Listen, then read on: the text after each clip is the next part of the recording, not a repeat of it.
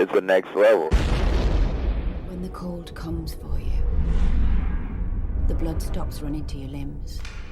It pulls up inside to keep your organs warm. My first love told me that. An offshore roughnecker he was. Tall and lean and tough as wet leather. He'd say, "Ruthie, your smile keeps me warm, so be sure to wear it till I'm home."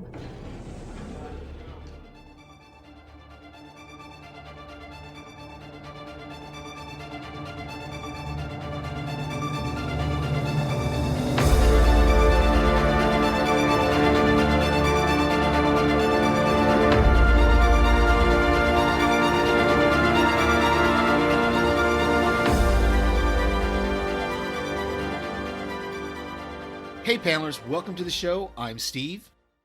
And I'm Daphne. And this is going to be a spoiler-full podcast of the second episode of Snowpiercer Season 3.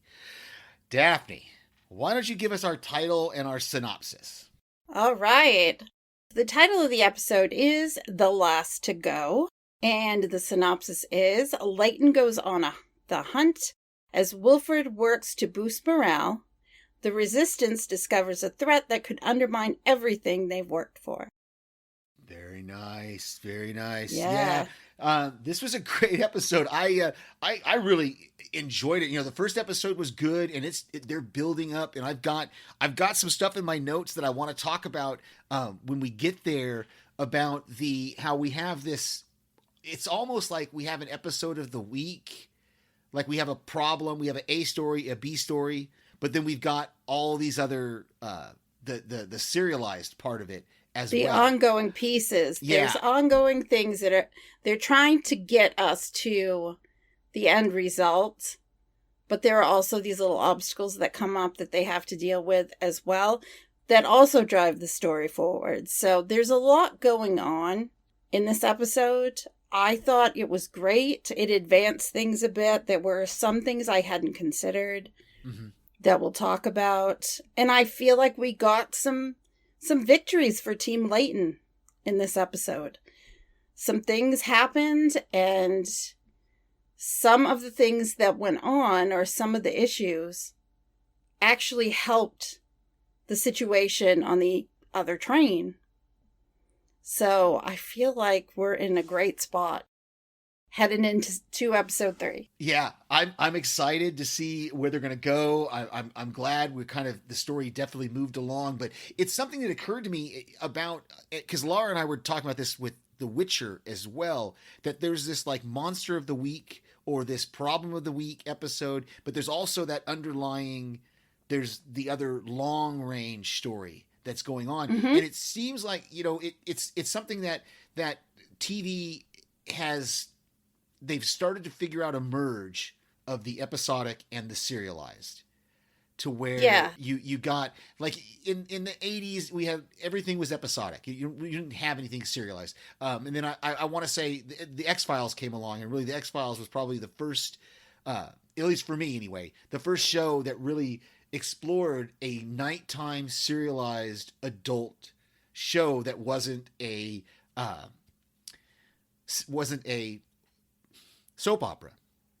Yeah.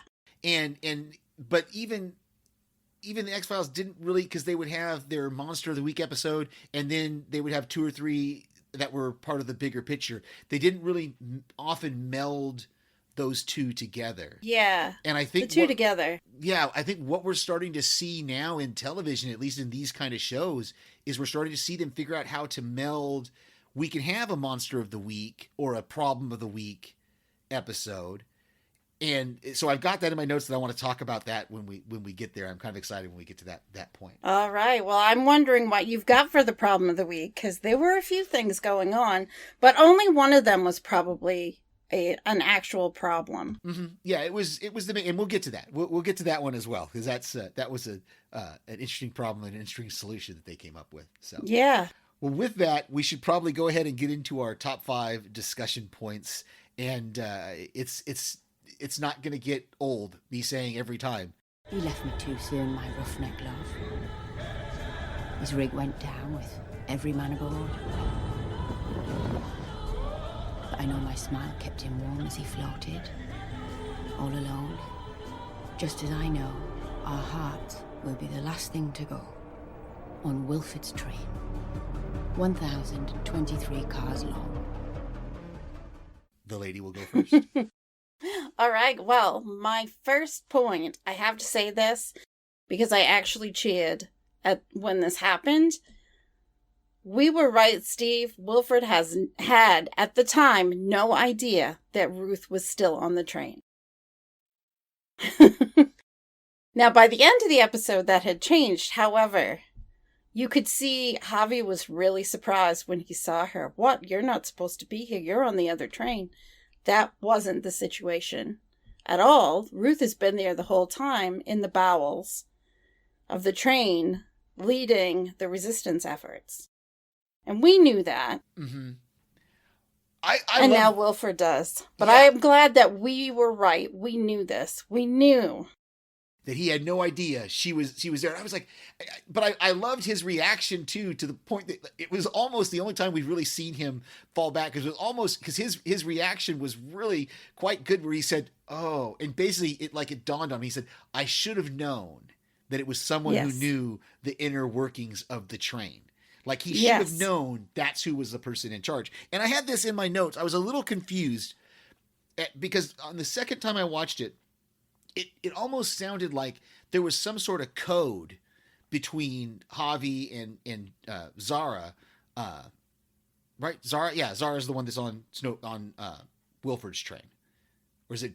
Yes, Zara. Between Zara and Javi, where she's trying to talk to him and he's refusing to talk to him until she says, "Engineer, Mr. Wilford needs you up train." And then it's all of a sudden like there was this shift in his demeanor to where he changed his mind. He grabbed his bag, and then he had that whole final data collection story made up for Kevin when Kevin asked him, "What are you doing here?" And he's like, "Oh, final data collection," kind of thing. So I thought Javi maybe already knew that Ruth was there, but like you said, obviously he did not know, because he says, aren't you on the other train? So that whole sequence kind of confused me a little bit. I think he knew he was going to meet with someone who was leading the resistance. I don't think he knew it was her. Okay. I'm not sure who he thought he was going to be meeting with, because it seemed like he thought the main leaders of the resistance were on the other train. So, yeah, I'm wondering if he expected somebody else, like Pike or... Okay. That would make sense. That would make me understand then him only reacting when she used that particular phrase. Or on the other hand, and this is another thought I had, it could be, I don't know if the dog knows phrases, but that could be the phrase that the dog is not going to attack him for getting up. That if the dog hears engineer, hears Will, I don't know. That's probably, I don't know dog stuff. So, but anyway, okay. So that was your first one, just the all that stuff about Ruth and not. Yeah, I think it's cool that we got to see Ruth kind of in this. I mean, she really, in the end of the episode, she sacrificed her freedom for the sake of everyone else on the train, because we know, and she said this, she's loyal to something bigger. Yeah, and I think that really came to a head this week, because she knew in order for them to be able to take care of that EMP machine, she was going to have to buy them some time. Yeah. The only way that she could do that is to go out there and run interference, which really meant being captured. Yeah. She's looking out for the rest of the train. I've got some more about that later, but I love you brought that up, the loyal thing.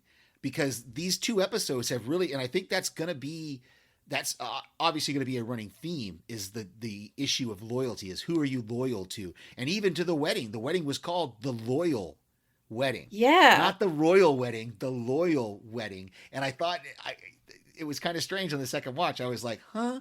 Oh, I get it. Because Wilford's all about loyalty, but it's being loyal to him is the thing. Even though he doesn't want to say that. He says he equates loyalty to the train with loyalty to him.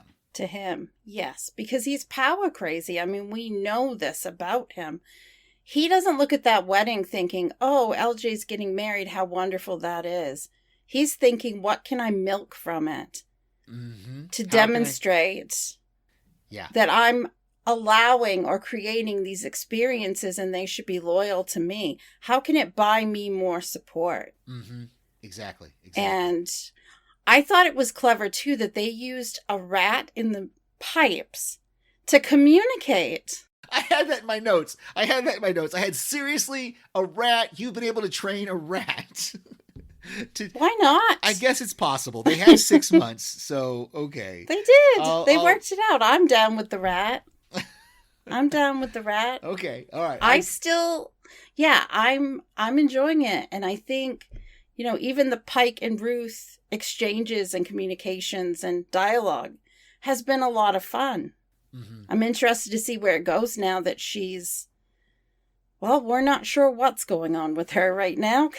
She's locked in some sort of cell. I couldn't tell where that cell was at, whether it was in somewhere in first class or whether it was down in the bowels. I wasn't sure. So it will be interesting to see. I don't think it's as cold as where she was. So that's probably a good thing. For sure. Okay, so my first one is I want to talk a little bit about Asha, the new character, Archie Punjabi. She gives this story to Layton that there was 74 of them.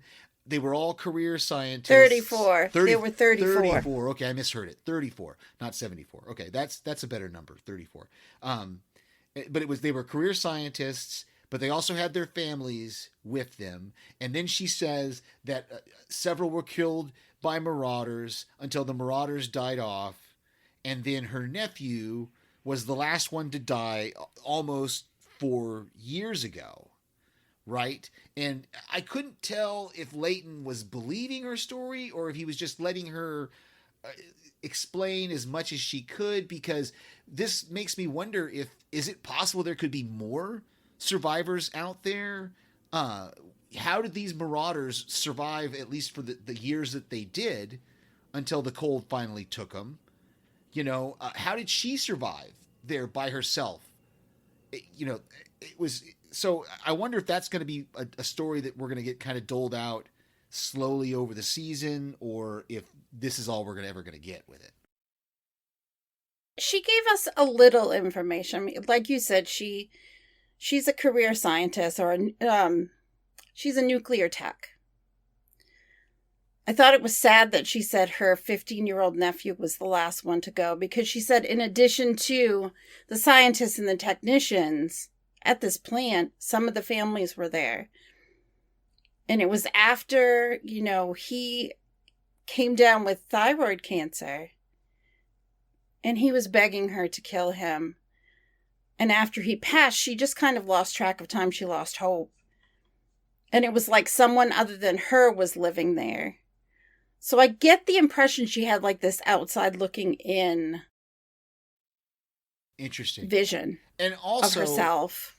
Also, she knew about Wilford in Snowpiercer, because as soon as he says we're from Snowpiercer, she says, well, where's Wilford, the great engineer? So obviously it was well known over the world that Wilford, and obviously it had to be, because he's building this huge train that's going to travel all over the world in a way for people to get away from the cold. So it just was interesting to me that we've encountered someone who knows of Wilford but doesn't know about him. Like, doesn't know what kind of maniac he is, doesn't know all these things, but she knows, the great engineer who built this train that was going to save humanity is still alive. And then, Layton has to break it to her that, we haven't really evolved as much as you thought. As much as you'd hope. Yeah, as much as you'd hope. I also love that in that story, or in that exchange, we get confirmation of a timeline, which we have not gotten before. No, we haven't. They said 8 years. Yeah. 8 years. And she survived 4 of that with nobody. Yeah.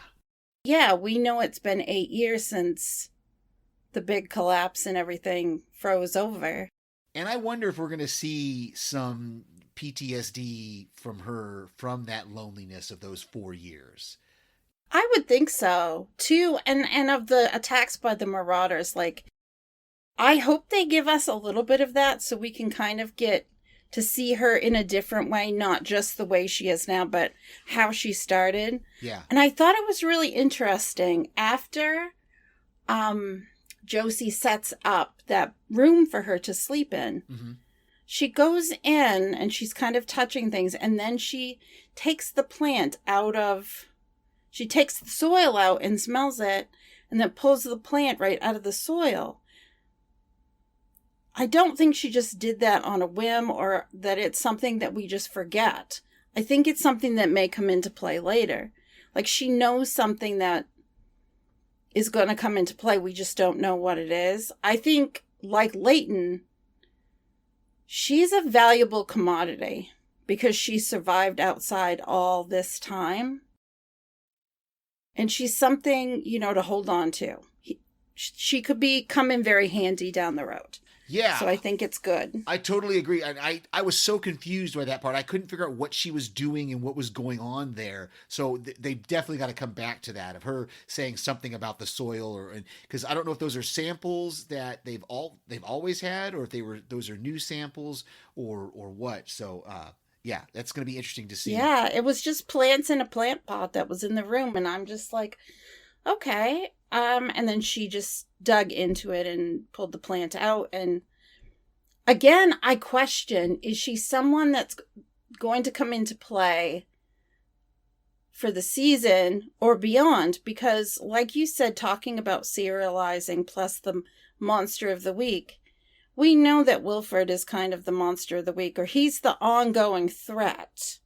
Then there are little things that happen as well. But there's also the long-term goal for them to get somewhere where they can recolonize. Yeah. And it has to be a warmer climate. They haven't been able to find it yet, but they have one more spot to check. So that was my first point. What's your next one? Okay, so my next one, I have to talk about the wedding of the year. This is one of mine as well, so I'm excited to talk about it. Let's get into it. This could be like a multi-point thing because there's a few things that happen in it, but I'm going to try to stick to the wedding itself. Okay. Because we've already talked a little bit about the fact that Wilford, when he realized that they were getting married, you could see his wheels were already turning on how he can use this to his advantage and build up his stature even more. Because I think he just wants people to see him as a provider. He can provide, he can take things away. I mean, he basically eliminated the class system and said, you're all going to work from now on. It's not going to be, all the easy stuff that you're used to. You're going to be digging in the compost. You're going to be doing other work, fixing things, sewing, all of this stuff. And it's just, he eliminated that, I think, as a punishment and a reminder to everyone that he can giveth and he can taketh away. But in this respect, I want to start really with Oz setting up the red light and the music. And LJ comes in and he just wants to soak in the moment for a moment. And he tells her, it's a mean old world, but with you in it, it finally makes sense. And then he gets down on one knee and proposes to her with the biggest diamond probably left in existence that was only the cost of a pair of heavy socks. I've got that quote in my quotes. So I thought that was charming. And but then you also have to remember who they are. LJ is a killer. And he's not a lot better than her, but they're not the cream of the crop. They've done some pretty terrible things. Oh, yeah. And then, yeah. Yeah, so last episode, I was starting to sympathize with LJ a little bit, and then I remembered, wait a minute, she didn't just kill people, she, cut things off from men, and she and then in this episode, we kind of see that come out a little bit again of her, Oz realizing that, hey, you're crazy. you know? Yeah. But it's our wedding day. Do you ever stop conniving? Yeah.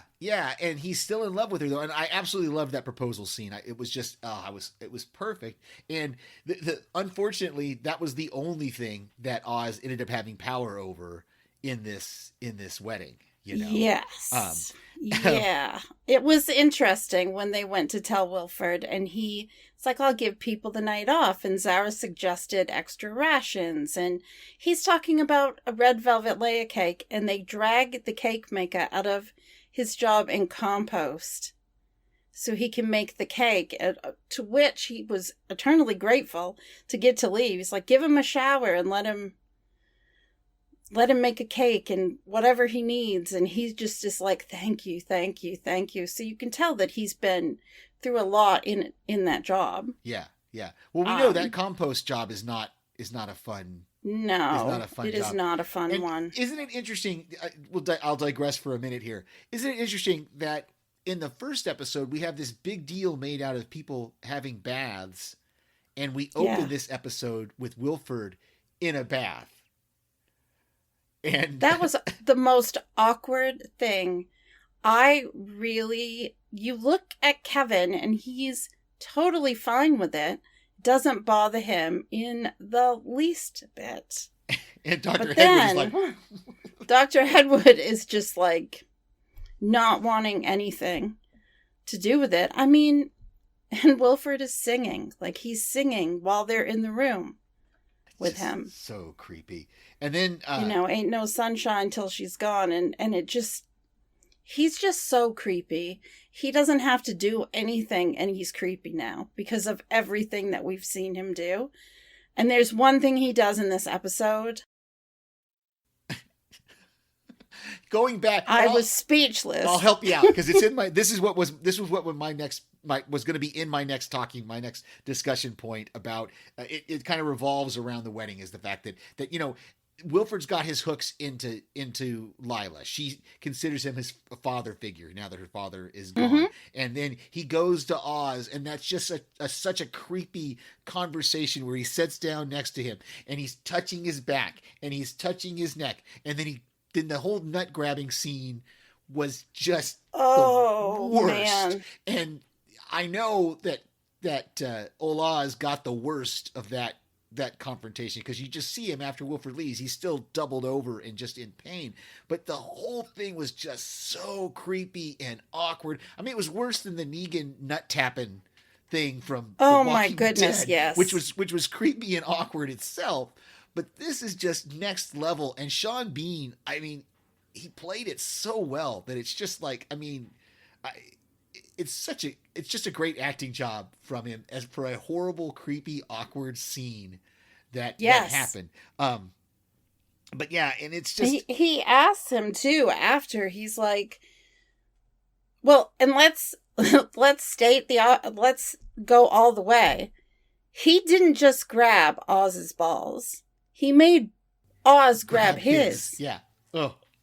And he was trying to prove a point.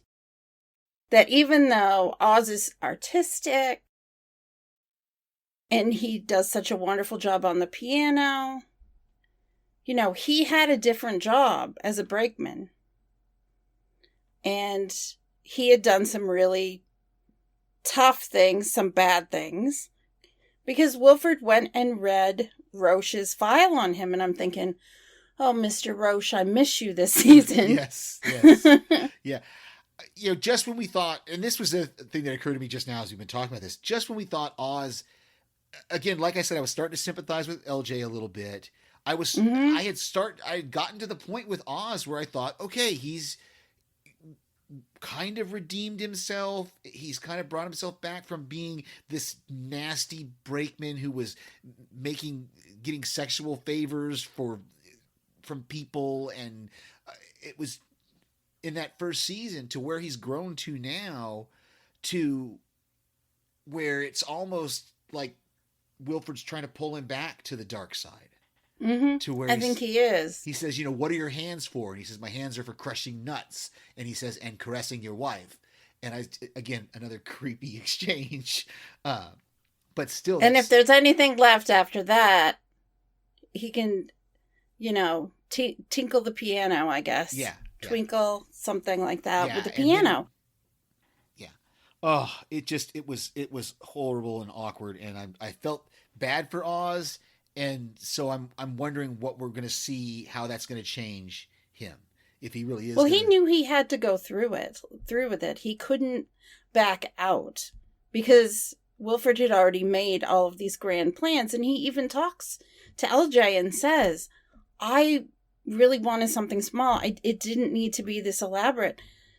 But that little bit of her that's still, I mean, look at how she lit up when she saw the ring.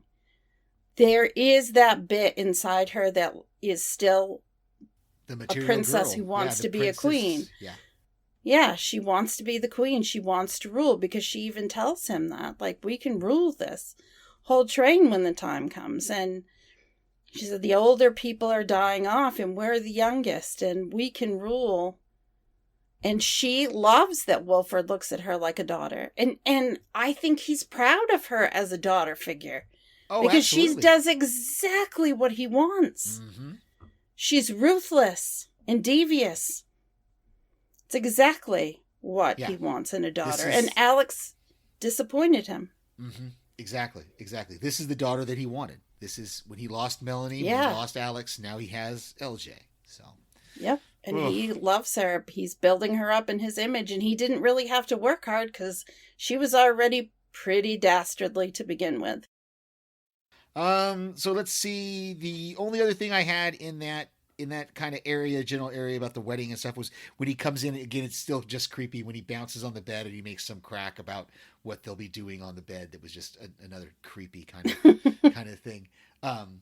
So that included mine in with yours. What's your next one? I think you're number 3. Okay, so I feel like we have to talk, and this isn't a real long point, but it's something that was alluded to in this episode, and it makes me question a few other things.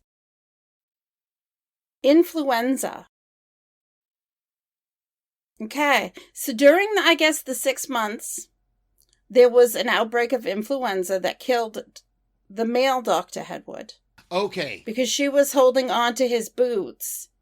When Wilford gave the speech, he mentions the influenza and those that were lost. And now I'm wondering who else may have died in that outbreak, because there are people we haven't seen. Okay, thank you for explaining that. I was so totally confused. I didn't when he said that the Dr. Hedwood was gone, the male Dr. Hedwood was gone, and she's like, well, it's like he's still with us. And I was like, did we see him die? I don't remember. No, and then we didn't. When he says the line about influenza, I didn't know if he was trying to like lessen the loss of the first class passengers, those hundreds that died. I thought maybe has he kind of spun it to where he made people believe.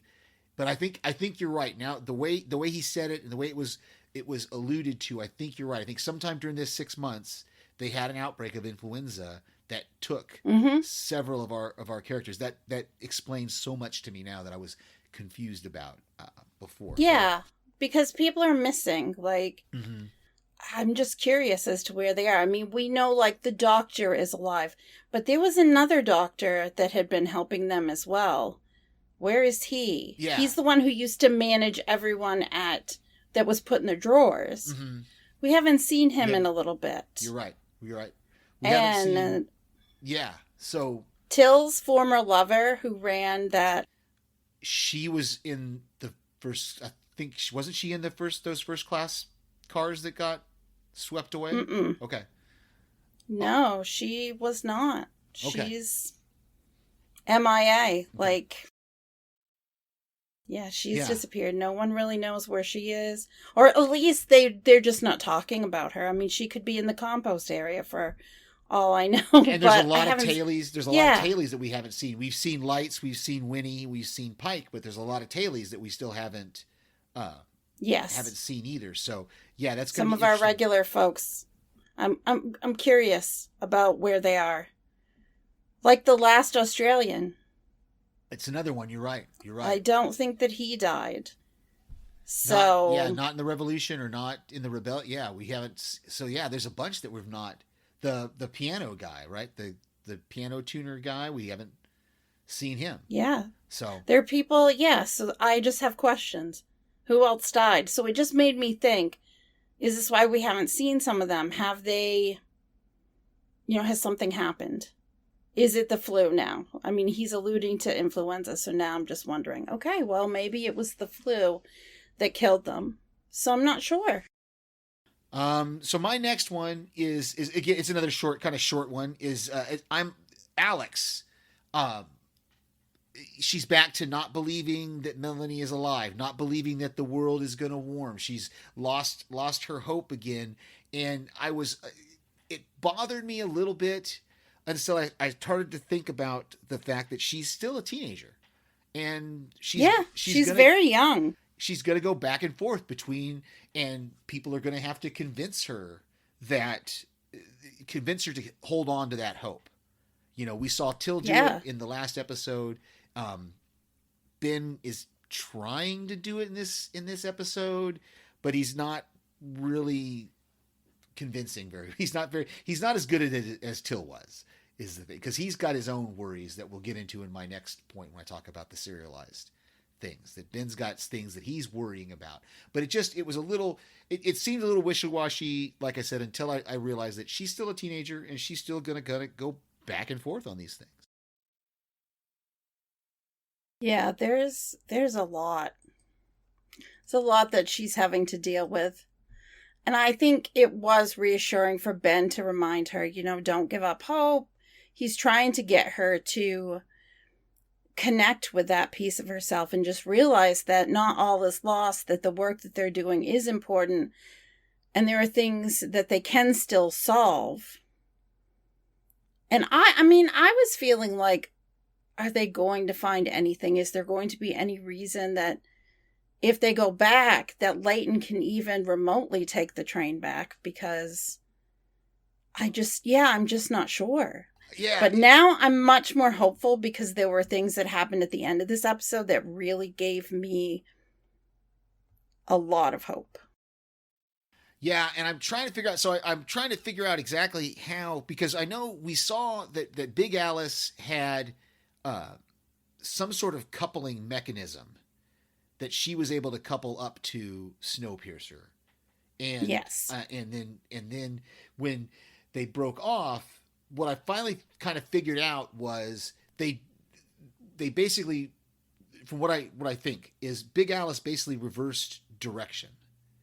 So she's not pushing the train, because remember, Big Alice was at the back of the train and Snowpiercer was the front. And so they broke off the front, however many, we're still not totally sure on how many cars they have, because they haven't called out how many cars they have.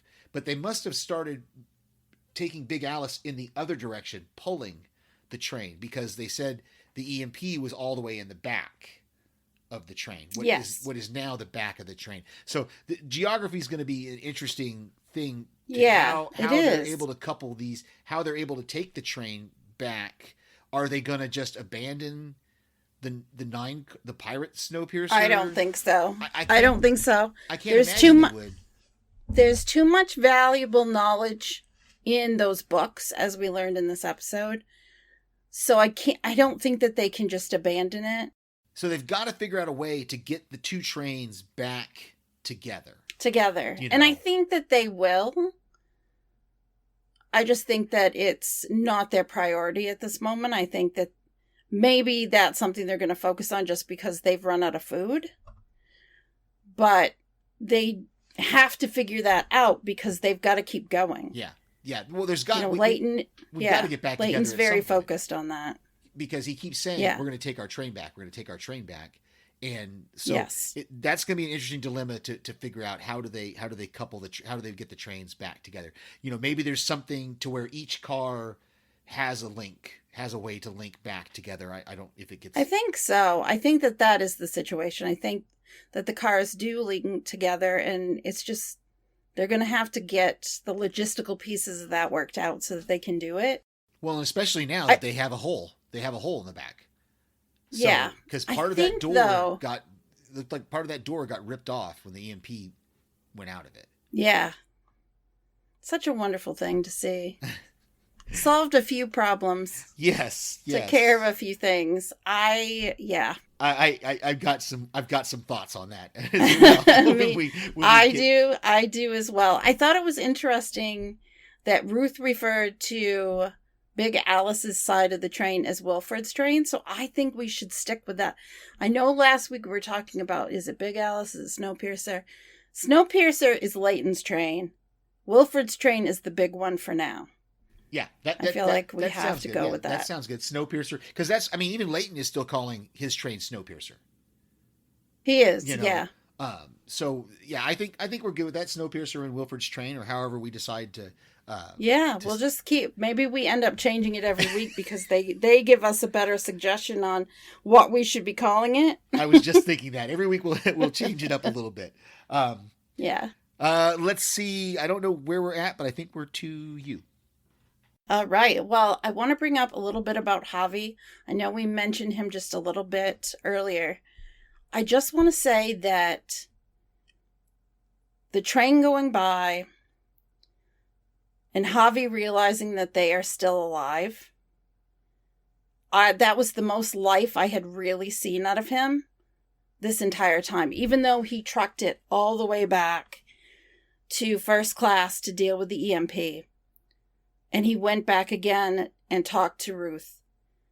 Seeing him when that train went by and he realized they were still alive, I think the old Javi's in there and I feel like they just have to pull him out. I think he's just been in shock for things that have happened to him. And you know how Wilford can be. I don't know what else Wilford could have done to him too. I mean, there could be things that we haven't seen, but that was the most I saw out of him that reminded me that Javi was a fun character before all of this happened to him. And it's been really depressing to watch him the last couple of, these first 2 episodes be like that, because one, we thought he might be dead, and now it's like he's alive, but his life is just not.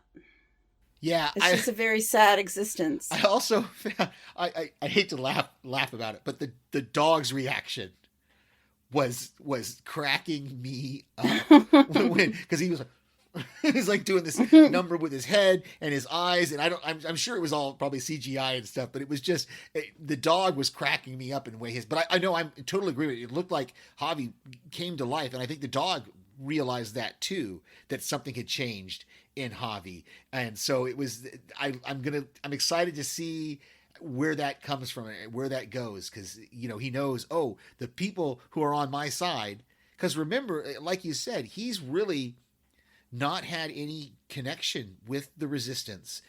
All he's had is Wilford, putting cream on his face. Are we going to get a creepy thing every episode? Is that?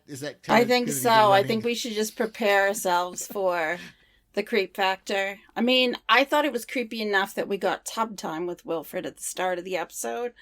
So to get the whole ball grabbing piece, it was kind of like, yeah, I really need to unsee this, because it was another bit of him showing how assertive he is and how in control of the situation that he is. He knows exactly what to do to assert his control.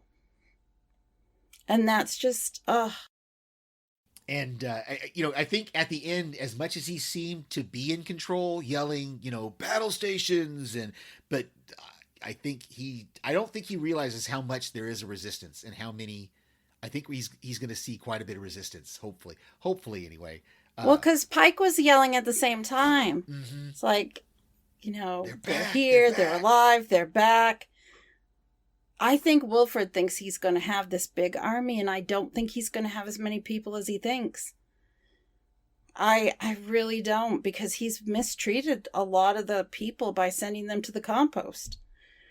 So, yeah, I don't know. So my next one is what I've been alluding to this whole time is so in the first episode, we basically had a main story point of getting Ben back to Snowpiercer. That was our main point. But in the first episode, it's a very quick exchange.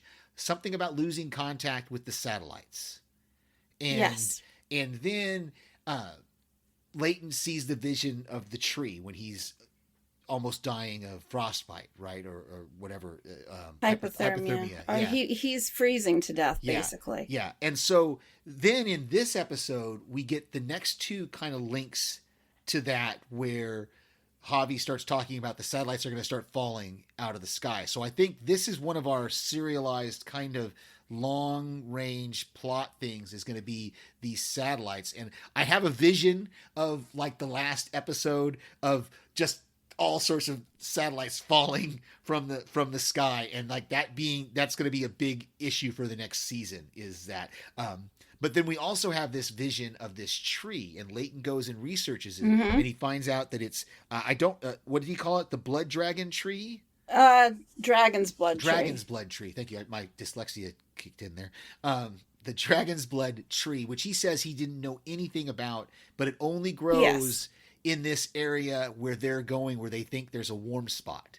And I just love that that he went and the Arabian warming spot is what they called it. Yeah. And Till tries to convince him that no, you probably just read about it in high school or something like that. But I think these are our two kind of overreaching big subplots that are going to go throughout the rest of this season, and we're going to finally see, hopefully, at the end. I don't expect us to get to this warm spot until towards the end of the season. I can't see them. Right. It. I don't think so either. I think that we'll get to it maybe episodes 8 or 9. Because we have a lot more going on before then. The satellites dropping reminded me of the one that dropped on The Walking Dead. Created a whole manner of problems for everybody. Yeah. But, that reminded me of that situation. I think, too, they were worried about the satellites because it was going to keep them from being able to figure out where Wilford was. Right. And that was resolved for them at the end by the EMP exploding in such a huge fashion, which I just absolutely love. But yeah, it's interesting because that conversation that that Ben and Alex have about the satellites, we don't really hear the end of that. She just kind of sets down and it just kind of is dropped. So I'm excited that I started to pick up on that. I'm like, I'm going to start watching for that every episode. I'm going to start looking for, okay, what little bit more are we going to get about the tree? What little bit more are we going to get about the Arabian warming spot? And what more are we going to get about the satellites? Because, they also use the satellites to find those warm spots. So how is that going to affect us going forward? Yeah, because all we know is what Layton envisioned, and then he went to the library, which is a reason why I believe that they can't just disregard the rest of that. They need those cars because they need the library. They can't really go to Google and start searching. That's not happening. So somebody's got to go to the card catalog and yeah, there's a lot. Yeah, they need that library. I also thought it was interesting if you noticed Audrey's reaction. Like, it made me question just the littlest bit that if there is hope for life out there, that maybe she might snap back into herself. Because I think part of the reason why she could have been back with Wilford is because she had no hope of anything else and thinking that nothing was ever going to change, and it was a somewhat comfortable situation that she wanted to be at the top of the food chain. She didn't think it was going to get any better, so this was what she was going to have. I forgot about that. So she was asking Layton a bunch of questions, not only about Asha, but she was asking him questions about what he saw and what was he looking for and can I help? And so, maybe we'll start to see something of her trying to I don't know. Back. Is Audrey still in there? We'll see. I don't know. Hopefully. I'm not sure where we are. We may be at your number 1. Yes, well, my number 1 we've talked a little bit about already. It's basically the EMP and Layton's victories in this episode. Because that EMP which we've talked about a little bit. They were testing it with like a 10% volt through the train, which is what everyone had felt. And I was trying to think, what is he going to do with that?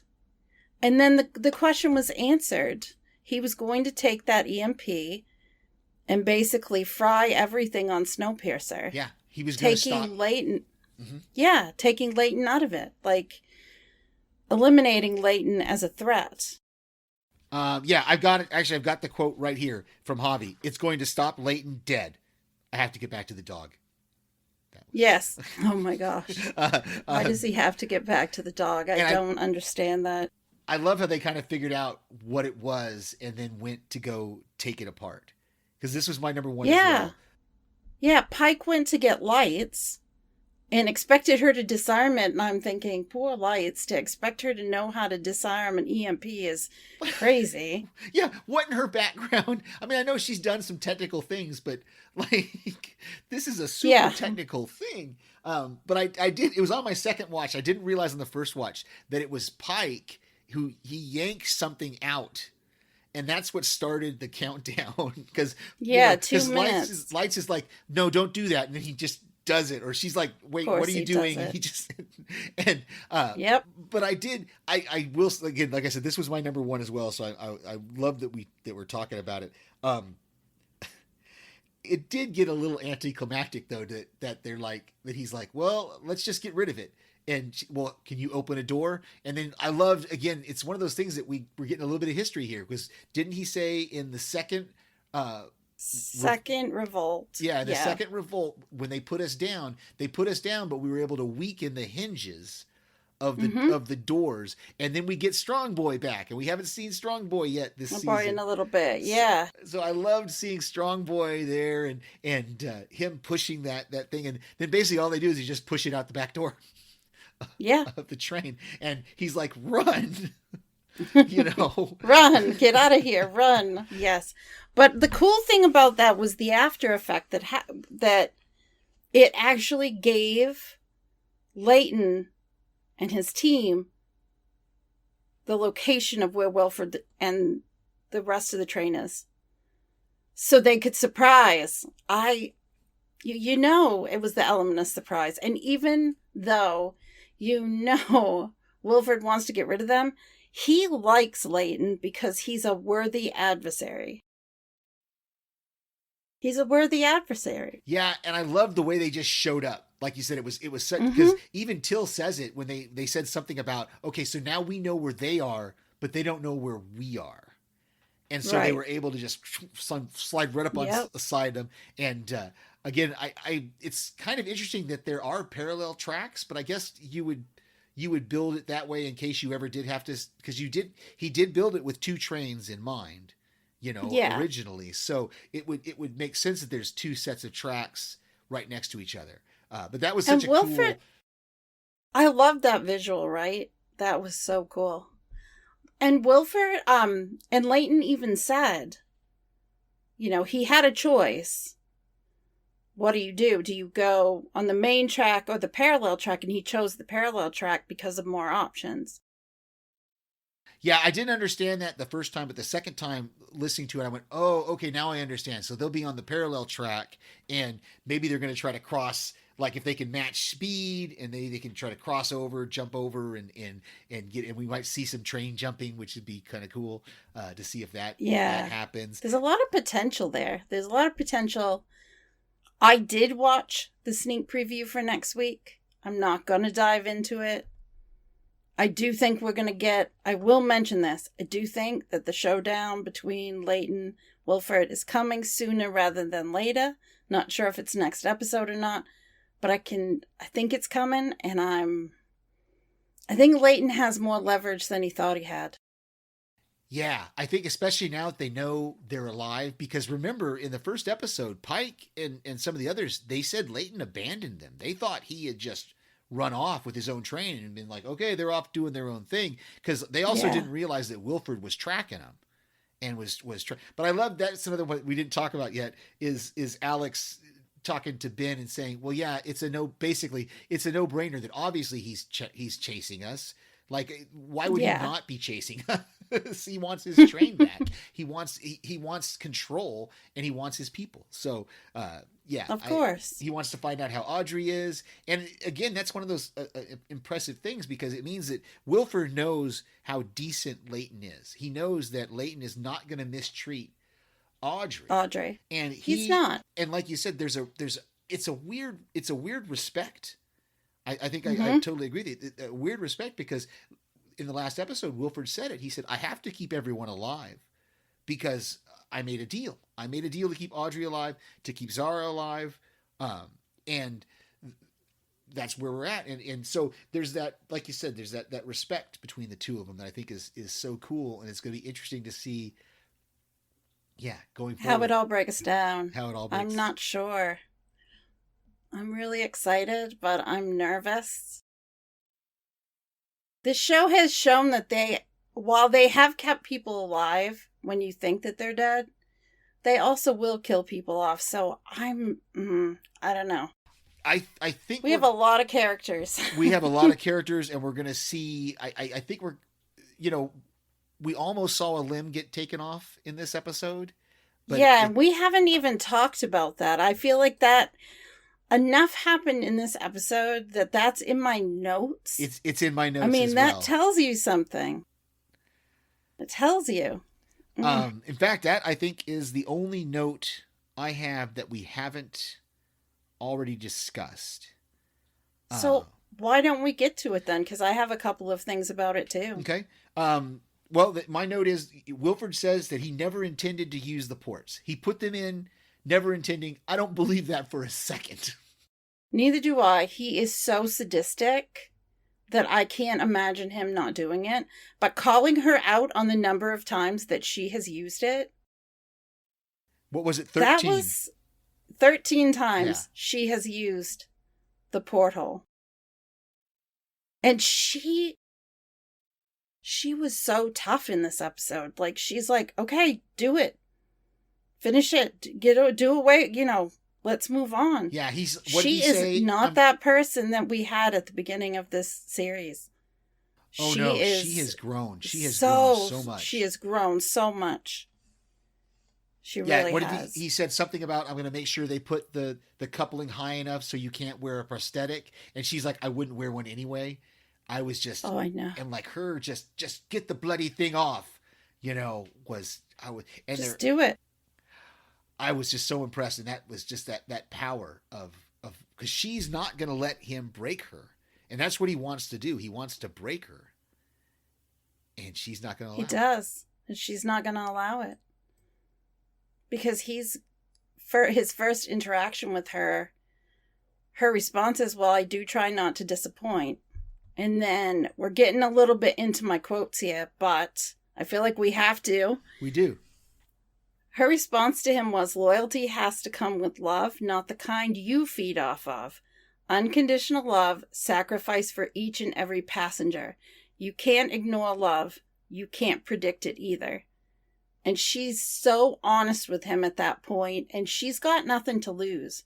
She's given everything of herself for the train, and that is the one thing that I don't think has changed in her character this entire time, is when she was started right from the beginning, she was always taking care of the passengers and trying to do what was best for the train. That was always at the forefront of her mind. And now she's ready to make a sacrifice. She made sacrifices in this episode. She gave herself up for the good of the train in hoping that Strong Boy, Pike, and Lights could disarm or get rid of the EMP. Now, getting rid of it was a better idea anyway. It needed to go because then he can't use it. Right. I forgot to mention this in my point, but I thought it was really cool that Kevin, they decided to use the wedding as a distraction so they can go deal with the EMP. Kevin figures it out because he sees Javi, but then she kind of reverses it and she's like, well, I'll be the distraction because once they find me, they'll stop looking for anybody else. And I was almost kind of surprised that Kevin didn't like, okay, take her away. We're going to keep searching. kind of thing. Right. I mean, I was glad he didn't, and for the story, it was good that he didn't. But it was almost one of those things where I almost kind of wish that Kevin had gone, no, you're trying to distract us from something, you know. But well, if you think about it, Javi basically said, "You're not on the other train," which we realized no one knew that she was right. still on Wilford's train. So for Kevin to come in, she knew if she gave herself up, they wouldn't look. He'd be shocked that it was her. Right, and he'd want to get her to Wilford as quickly as possible because he wants to show. I mean, he wants to get the approval. He wants to get all of that. So I can see it. I can see it but I thought it was really cool that she even says it. She says, "I'll be the distraction, so that you guys can take care of this problem," you know. Which and she puts Pike in charge. I mean, she's like, "You're in charge now, Pike," and I was just like, oh. Has he grown enough to be able to wear the crown? I'm see. not sure, but I'm hopeful. I mean, because I feel like he it seems like he has already. So I'm kind of like, oh, please, Pike, be the person we know you can be and lead, because I don't know.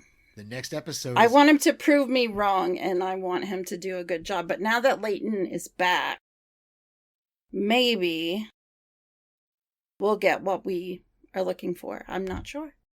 We'll see. It's going to be interesting. It is. It is. Let's see. The first quote that I have. Oh, I'm sorry. Was that all your notes, or you got more? The only other thing that I wanted to say is the first dance song for LJ and Oz was called "Apocalypse" by Cigarettes After Sex, and I thought it was an interesting song, and I think the lyrics kind of fit with what's going on. So yeah, I just wanted to point that out. And there was one other thing that took place during the ceremony. I just kind of wanted to say, this is what Wilford said, that, you know, when you get married, there are vows that you say. Wilford's are a bit twisted. I mean, he's always talking about loyalty to him and vice, you know, that focus. But he said, "Now I ask you to take the sacred steps in union with the eternal engine. These 4 steps represent the path humanity has taken, from grass to ice, ice to steel, and from steel to the light of the eternal engine." Somehow, I think those words would have been okay, except with him saying them, it just brought a whole new meaning to the table. It's just creepy, and yeah. Yeah, it reminded me. It reminded me a little bit of the Ed Harris, the way Ed Harris played the character in the movie, of actually thinking of himself as a god, you know, who has done this, and that's what he did in this ceremony. Was he put himself? I mean, he made that ceremony more about him than them. Yes, absolutely. And his train. So yeah, for sure. Agreed. For sure. Yeah, so that's all I have. The only I've got a couple of quotes here that we haven't already discussed. We talked about the diamond. It's the biggest diamond left in the world, and all it cost me was a pair of heavy socks. So I thought that was kind of a cool quote. What was one of yours? I have. When Zara tells Pike that Javi isn't the same after the dog attack, Pike responds with, "Well, we all got scars." Very good. Yep. Yeah. The only other one I have that we haven't talked about was when Layton is talking to Asha there I think it's towards the end, and she says, "You pushed past what was safe, even sane, to rescue me. Why?" And Layton responds with, "I'm glad I did." Mm-hmm. And I thought, that's just a cool way of not answering the question, but still of saying, course, "I'm glad I did." You know, I don't know why I did it. I just did it. So yeah. Any other quotes? Nope, that's all I had for this episode. I kind of said some of them while we were talking about the situations. So, yeah, that was all I have. I did not see any feedback, and I didn't check email, so I will definitely make sure to check email next week before. I didn't see anything yesterday in the email, but I didn't check today. I didn't have time. So, and I haven't seen any other notifications of feedback. But as always, we would appreciate any feedback you can send us. We will definitely read it and definitely love to hear it. Podcast recommendations? I can only recommend my friend and co-host Paik and his co-host Rima. They're coming back with Strange Indeed this week to talk about You Season 3. So that should be out, I think, later this week. It's a show I've never seen, but I feel like I might have to watch it because I love listening to them on the podcast. It's a great show. I was right with them the first 2 seasons.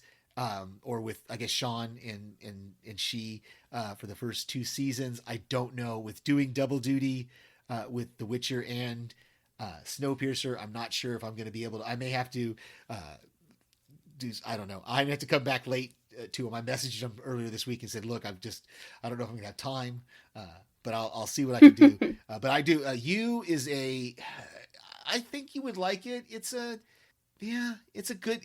It's a weird kind of twisty show, and the first season was really good, and then the second season just amped it up, and I'm excited to see what this third season is going to bring it. House Podcastica is finishing up their Cobra Kai. I think they just a couple days ago released their season finale episode that covered the last 2 episodes of this season of Cobra Kai. So check out House Podcastica as well.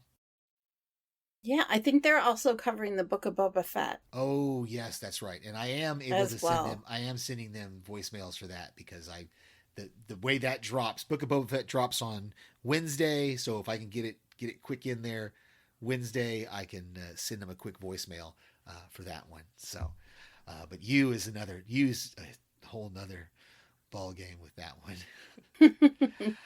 Well, as always, you are listening to us on your podcast player of choice. Whatever, we are available on all the platforms that are out there. Please check us out, Panels to Pixels Podcast. Our website is panelstopixelspodcast.com. As always, we are on Facebook, facebook.com/panels to pixels. We are on Twitter @panels2pixels. That's panels, the number 2, and pixels. We have an email address, which is panels2pixels1@gmail.com. Panels2pixels1, the TO spelled out right there in the middle, the number 1 @gmail.com. I feel like I say the same thing every week. I should just record it and find some way to drop it in here. But no, we also have a YouTube channel. Our YouTube channel is Panels to Pixels Podcast. We are on Instagram @Panels to Pixels Podcast, all spelled out. Give us a follow there. Send us a message on Instagram. I've seen a couple of you follow us on Instagram, and I appreciate that. And I send out a post every week on Instagram and Facebook asking for feedback. Next week, the 3rd episode entitled The First Blow. I did not read the synopsis on it, but I can imagine there's going to be many blows afterwards. Yeah, I'm really curious as to where we're going with that. They definitely don't give us enough information in a title, but they give you a little tip. You just never really know where it is going to connect. If it's going to be literal or if it's going to be figurative. I mean, it's hard to gauge sometimes. We had no idea last week that the last to go was going to be the EMP. So yeah, out the door. Bye-bye. So this first blow, we'll see what it is. Well, what about Absolutely. you, Daphne? What are you and Paik up to this week on Run for Your Lives? Well, this week we're not releasing an episode. Things got a little bit crazy. Paik went on vacation. I've had some things going on as well. So we decided to take a week off, but we'll be back next week with a new episode on Fridays as usual. I usually drop it at 9 a.m. on a Friday morning, so it's available for people to listen to on the weekend.